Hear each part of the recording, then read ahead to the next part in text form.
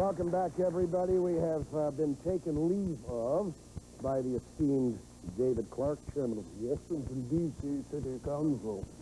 So, let you know why that city spends all of our money and gives us nothing back for it. It'd be great if you could throw him out of office that fast, wouldn't it?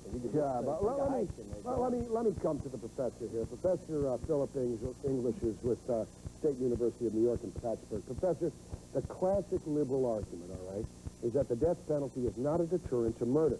You're going to tell me that if in the process of knocking over your local package store you killed a clerk and knew that that your little old buns were going to be burned off if you got caught, that wouldn't prevent you from killing them and maybe finding another way to get out of there? I don't think so, Mort. I think that if we were faced with a situation that as the death penalty increases, as the number of people are executed, it becomes routine. When it becomes routine, it ceases to be a deterrent. All right, but wouldn't you at least agree that we are not facing this problem properly in our courts when the average murderer gets out in 7 years?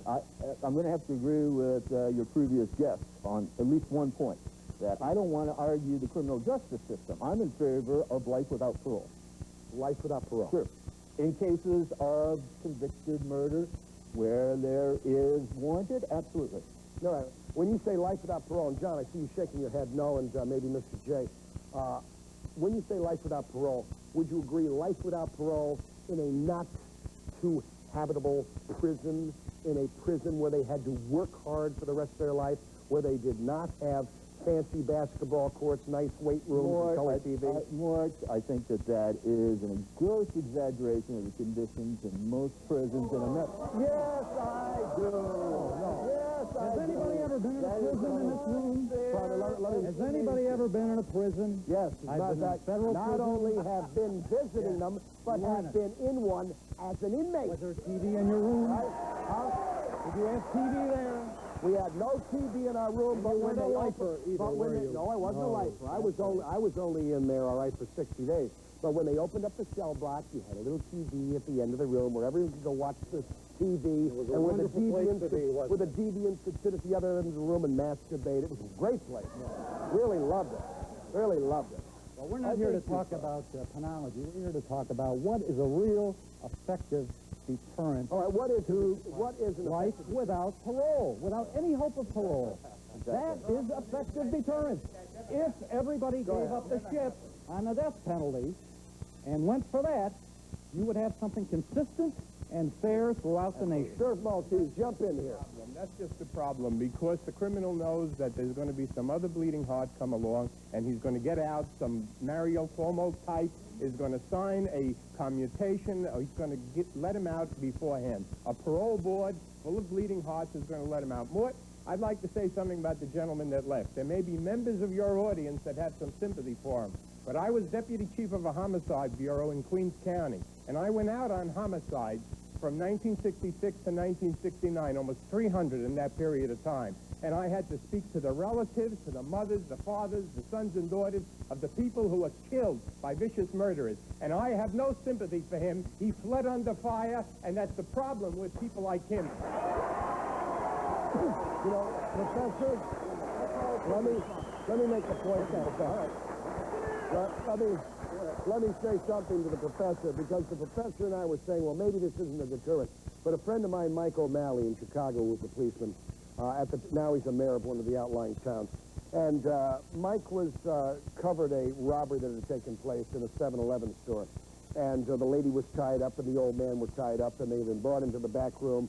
And one of the robbers had said, I'm going to blow them away. And the other guy said, no, we don't want the little green room. And for that, they lived. Now, the little green room, Mike tells me, meant the electric chair. All right? Isn't that a deterrent? Weren't those 2 lives saved because of that? I think the same thing could be done if we had a life without parole sentence, that there would be. I can't imagine, Mort. I can't imagine that your garden variety person who commits a violent crime, who commits murder, is thinking about that when he's lining up that person in his sights. I don't Well, let's say, there's no John, responsible evidence. John, There's no responsible evidence to suggest that's the case. Let's say There's no responsible evidence. Earlier, what he says. Earlier it was stated that indeed it costs the taxpayer more money to execute than it does to keep them in prison for life, all right? However, if we went with your theory, let's keep them in there for life, nothing is going to stop Mr. J and his organization from making sure we keep on trying for the next 20 years to bring these people back to trial again to get them free. It's going to cost twice as much. You can't be too vigilant in the protection of those very special rights. You can't be too vigilant in the protection of the rights of the victim either. And I agree with that, Mort. I agree with that, but I'm also think that when we hold human life in the low kind of value that's being suggested, then when human life is not sacrosanct, all of our liberties are undermined. We have to be vigilant. We have to be vigilant in our protection of that most important principle of sacrancy of human life. All of us in this room have seen the deterioration of the value of life in this country in the last 25 years. We saw it by the politicians sending our soldiers. We saw it by the politicians sending us into a Vietnam War that they didn't want to win. We saw it by the ACLU fighting like hell to make sure that unborn children were killed in their mother's womb. And now we're seeing it by letting the criminals randomly kill anyone they want to and walk free in 7 years. Randomly kill anybody they want. We're allowing them randomly commit murder whenever they want. Mort, come on. That's the worst kind of demagoguery. Can I respond to this? Homicides a year in New York City alone. Over 2,000 in New York State alone. And I challenge you on no responsible study. While it's a somewhat dated study, there was a California study made 70, 71 in the early 70s, questioned 90 some odd convicted felons, and almost to a man they said that they were deterred from loading their pistols or carrying a weapon because of the death penalty. And I myself, when I served as an assistant DA, spoke to felons who had elected not to carry a loaded weapon because they were afraid of the death penalty. Let me respond more to some of this ivory tower professor talk. And I tell you, Mort, one of the things I pray for frequently and give thanks is that I never went to college to be brainwashed by the kind of crap you're giving us here.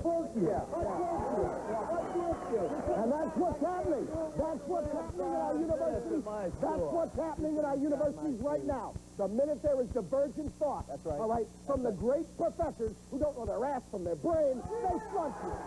They flunk you. Let me make a point. I know. Let me finish. I know my ass from my brain. I know it. Well, you're sitting on your brain. I'd like to address you. Mark, let me continue my point. Go ahead. Let me continue my point. The ivory tower professor talk is that I'm for life without parole. That's a fig leaf. In the real world, there's no such thing. The ACLU would never put up with it. They would then call that cruel and unusual punishment. But let me tell you something about deterrence. Let me tell you something about deterrence. Deterrence is 100% effective in this instance. An executed murderer never committed another crime. Do you understand that? Zero. All right. I want to come back to the professor and Third and all the gentlemen. Cop killers and drug pushers next, all right? They get a legal dose of their own medicine right in here, an overdose.